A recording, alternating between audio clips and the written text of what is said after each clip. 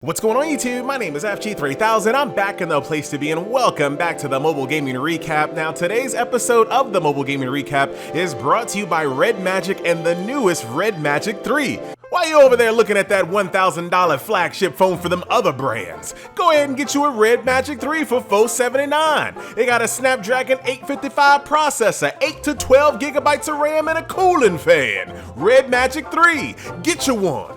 So let's start today's episode off with Gate 6. Now if you're a fan of hero collectors that have more of a futuristic and textile vibe to them, there weren't really a lot of great options out there until Gate 6 burst onto the scene. So finally, that niche is being fulfilled. Now, Gate 6 plays a little different than most hero collectors. The campaign mode in this game is a little different. It's more of like a choose your own adventure style vibe.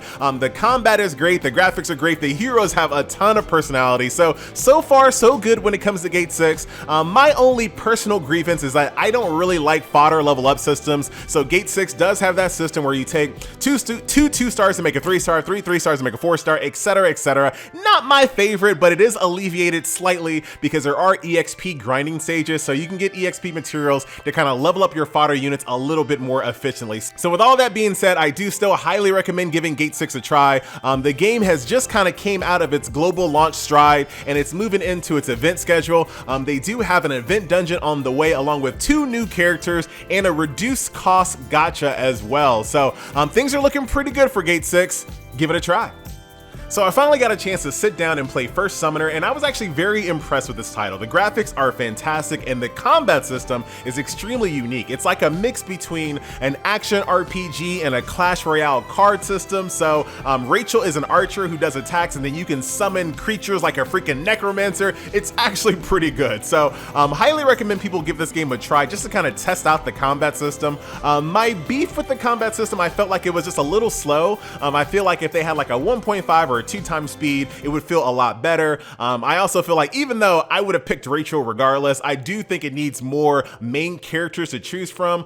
Some melee types, some mage types, I think would have gone a long way to kind of making the game, connect with more people. And then last but not least, I really feel like Rachel's abilities and her summoning abilities need to be untied from each other. So the same currency that you have to use to summon things is the same currency that you have to use to make Rachel do her special attacks. I think the combat system would have been a bit better had Rachel just had traditional cooldown attacks and then just keep the normal summoning system when it comes to like summoning skeletons and things of that nature. I think that would have been fantastic. So slightly faster speed, give Rachel her own kind of identity and allow her to kind of do her attacks on her own without sacrificing her mana to summon creatures, and of course keep the summoning creatures because that's like the best part. So First Summoner, I think this is a very niche title, but niche titles always deserve to at least be downloaded to kind of see if it's going to be a game that you're going to be interested in. So give it a shot.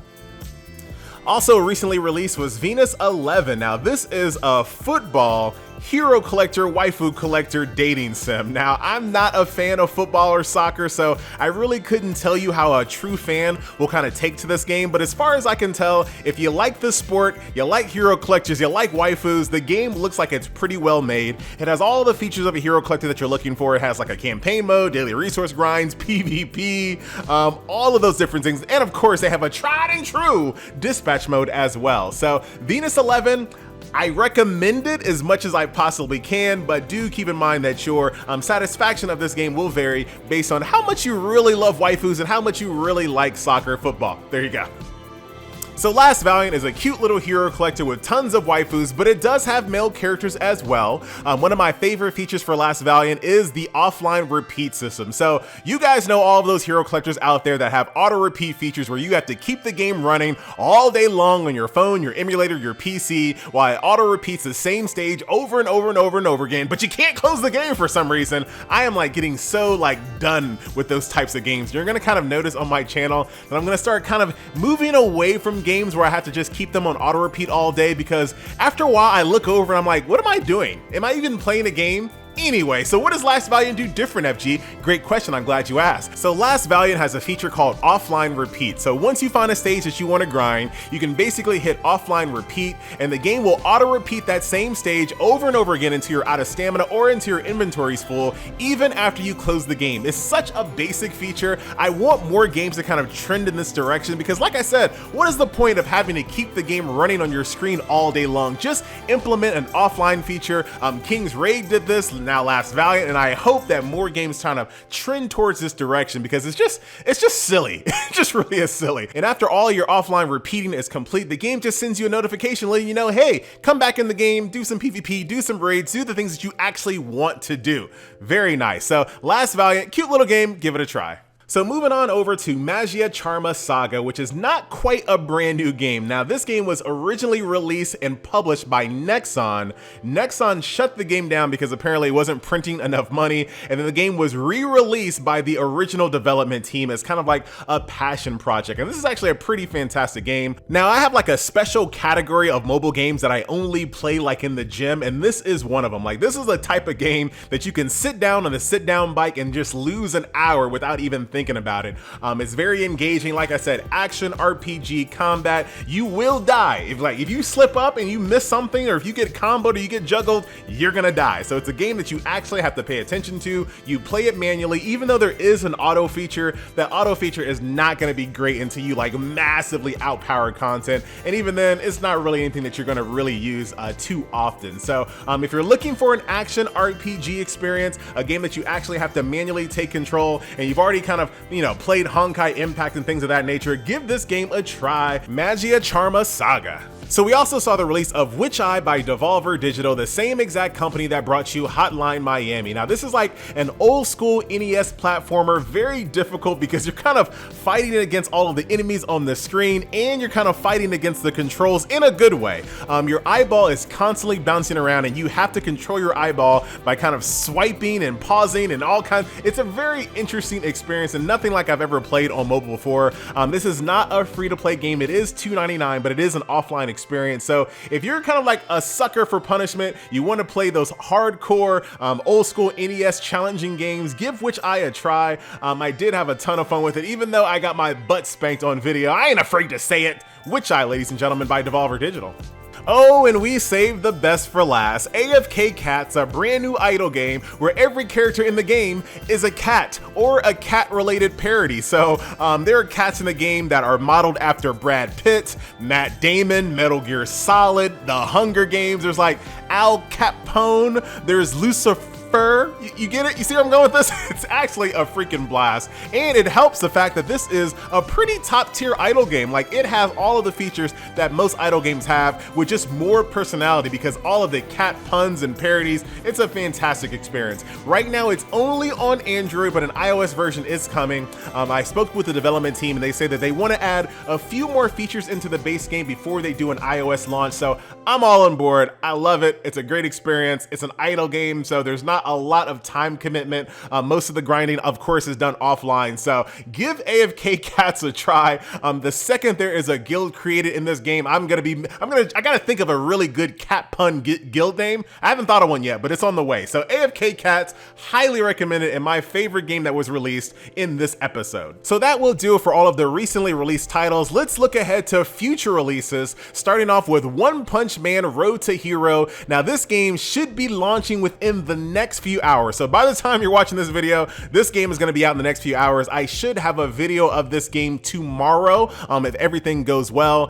This is a One Punch Man Hero Collector, obviously brought to you by Oasis Games. FG has a history with Oasis Games, so yeah, I'm gonna keep that to myself and I'll let you guys know when the video actually comes out. So make sure you get in there and pre-register so you can get your rewards, but this game is right around the corner, hot and heavy. Speaking of games that are right around the corner, the official soft launch of Perfect World Mobile is now upon us. Right around the end of the night, this game should be live on your mobile store. You can download it in advance. And let me just go ahead and say something real quick. Every single time a game company allows a game to be downloaded before the servers are live, automatically there are like thousands of one-star reviews saying, why can't I play this game? Please Please don't be that person. Don't do it. They're allowing people to download the game early. That way, when the servers are live, everyone can jump in. So the game is hitting its soft launch tonight. There are a ton of countries that this game is available in. US is not one of them just yet. Definitely check out the game's official Facebook page to see if your country's on the list. But here we are, Perfect World Mobile, the old school PC Perfect World experience now on mobile. It seems as if when it comes to MMOs, old is new now. So you got World of Warcraft Classic. Now we have Perfect World Mobile. The new MMOs ain't it. So let's go back in time and see if we can do it that way. So be on the lookout for this one. And as soon as it's globally ready, I will be there day one for first impressions. So also on the release schedule this week on August the 24th is Gears Pop by Microsoft. And I had to double check this because I couldn't believe it, but this is Microsoft's very first mobile game. Now, maybe they made something on the Windows Phone, but as far as Android is concerned, Gears Pop is their very first foray into mobile gaming, which kind of blows my mind. Considering how long mobile has been a thing, this is Microsoft's very first game? It's wild, but I looked at some videos on this one and it looks just like a Clash Royale with a Gears of War skin on it, so I'm not too enthusiastic about it. It seems like it's about 6 years too late, but maybe there's something else. But of course, on August the 24th, I'll be there day one with the first impressions. So we've covered Pokemon Masters on the Mobile Gaming Recap several times at this point. Maybe it's finally coming out on the 28th, which is next week. I don't know for sure, but that is the latest rumor for Pokemon Masters global release. So hopefully we'll see it then. So let's go ahead and end this episode off as we always do with the quick hits, starting off with Final Fantasy Mobius celebrating its 3rd year anniversary, and who better to highlight their 3rd year anniversary other than the best main character in Final Fantasy history other than Cecil? It is Squall, ladies and gentlemen. So I have not played this game in such a long time. I know there's a Steam client, there's a Android client, all that good stuff. So I do plan on revisiting it, but it's pretty far down the list. Let me know if you guys are still playing this one. Magia Record has a login celebration starting tomorrow where every single day that you log in, you're going to be greeted with a 10 pull ticket. So starting tomorrow all the way to the 29th, every single day you're going to get a 10 pull. There's no better way to start a fresh new hero collector than having that many summons. So give it a try if you've been on the fence on Magia Record. That is a fantastic way to start your account off right. So Fire Emblem Heroes has a free summoning event based on the characters that you see on the screen right now. They will appear as a 5-star. All you gotta do is log on.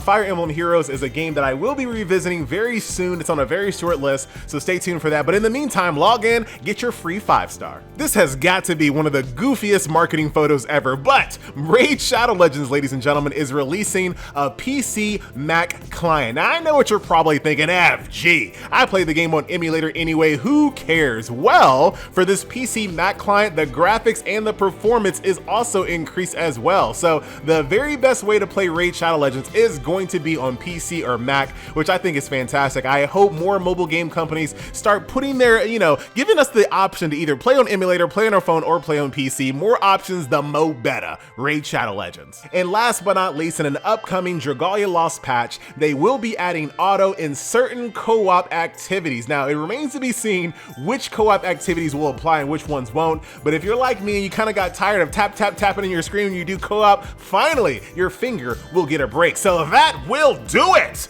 Once again, my name is FG3000. Once again, special thanks to Red Magic 3 for sponsoring this video, and I will see you guys in the next video. Later.